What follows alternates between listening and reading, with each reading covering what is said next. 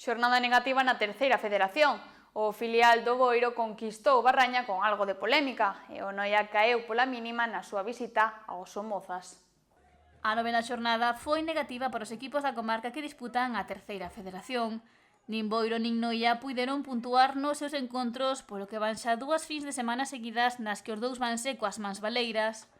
O Boiro volvía a Barraña a xogar ante a súa afección para medirse a un rival que está a despregar un gran fútbol. Os de José Tizón enfrontáronse ao Lugo B e non puideron deixar ningún punto na casa pola falta de puntería. Foi un partido un pouco raro, na primeira parte levou peso Lugo, casi, desde o principio, houve aí 20-25 minutos que nós estuvamos un pouco desconectados, sobre todo a raíz do primeiro gol, que nos pitaron un penalti fora da área e o árbitro pois cometeu un erro importante e logo a raíz dese gol, noutra xogada contraataque, nunha pérdida de balón noso, pois o Lugo se puxo outra vez por diante, 0-2 e antes de rematar a primeira parte meteu Prol desde fora da área e na segunda parte fomos nós dominadores do partido, pero seguimos tendo problemas de cara ao gol e non fomos capaces de conquerir o empate. E que lamenta o 1-2 final. Porque creo que fixemos méritos suficientes na segunda parte como mínimo para conseguir o empate.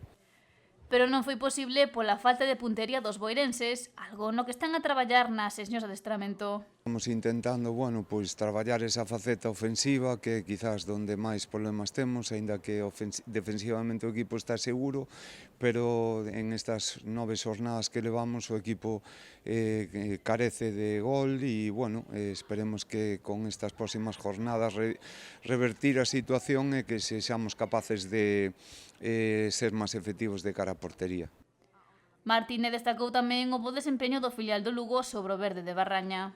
Un equipo con moito dinamismo, xente xove, moi profundos, con xente que ten calidad e quizás dos que xogamos ata agora conxuntamente co Compostela foron os dous equipos que máis me gustaron a nivel global.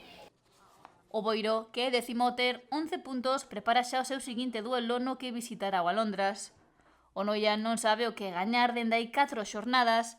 Este sábado desplazáronse ata o alcalde Manuel Candocia para medirse aos Somozas, que deixou os 3 puntos na casa pola mínima.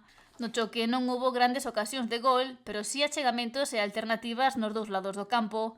A igualdade inicial non se rompeu na primeira metade, pero sí tras o paso por vestiarios. A sorte púxose de cara para os Somozas, que abriu o marcador no minuto 48, logo de que o lanzamento da Sier petara nun xogador nollés para coarse na portería visitante. Un 0 que non se volvería a mover, a pesar dos intentos do Noia por regresar ao empate. Os do Barbanza continúan na zona perigosa da táboa, no 16º lugar, e teñen a permanencia a un só punto.